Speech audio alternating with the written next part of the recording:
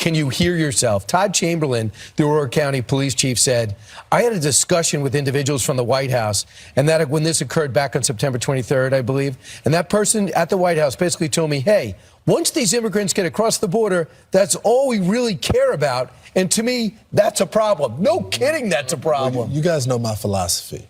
Either you can be loud or you can be wrong. You can't be loud and wrong.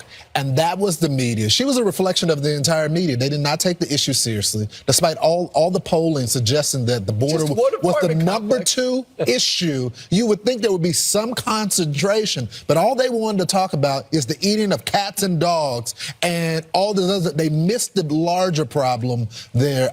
I did an interview with Jocelyn Nungry's family as well as the district attorney in Houston a couple days ago, and we're going to bring it to you later. And she's a Democrat, but she's pushing for the death penalty, and she said this is not about politics, it's not about which side you're on. Well, she's a Democrat, but she's also a moderate Democrat that lost her seat, lost her office as a result of being a moderate. And that just shows you there's no place right now, it seems, for a moderate Democrat that's reasonable on these type of issues. But we keep going to Senator Fetterman because he has a lot to say. Yep. They're in 20 states. If it is that this Venezuelan gang, they're in at least 20 states. And people like small towns in Utah are saying, we can't handle this. We need federal help because of what you did at the border. And by the way, I saw Bill Malugin did a report for Laura Ingraham last night. He got video on the Mexican side, and it shows thousands of people, average 1,500 a day, just going in and out like a line at like you're going to watch a Taylor Swift concert.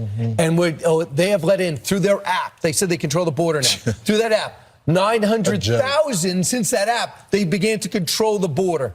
So we had a 900,000, 1,500 a day through Joe Biden's app. You better delete that app right away, Mr. President, when you get in office January 20th. Yeah, it could be delete that and delete TikTok. It could be a 1-2 punch.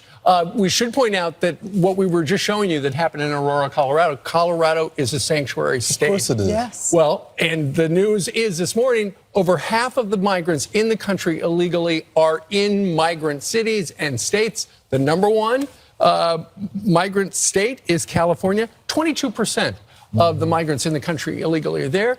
And as for New York City, 6% of all the illegal migrants. How much credit does Greg Abbott deserve? Because remember, the only reason why these cities are talking about this is because he started to bust them there. Right. There was remember all the Democrat pundits that said this is a stunt.